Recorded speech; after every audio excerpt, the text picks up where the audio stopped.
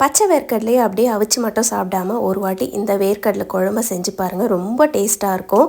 இதை வந்து காரக்குழம்புன்னு சொல்லலாம், இல்லை வந்துட்டு ஒரு சிலர் பொரி குழம்புன்னு சொல்லுவாங்க. காரக்குழம்புல தேங்காய் அரைச்சி ஊற்றினா அதை தான் பொரி குழம்புன்னு சொல்லுவாங்க. இல்லை ஒரு சிலர் வந்து புளிக்குழம்புன்னு சொல்லுவாங்க. இதுக்கு வந்துட்டு நான் கத்திரிக்காயும் கூட போட போகிறேன். உங்களுக்கு வேறு எதனா வெஜிடபிள்ஸ் வேணும்னாலும் நீங்கள் சேர்த்துக்கலாம்.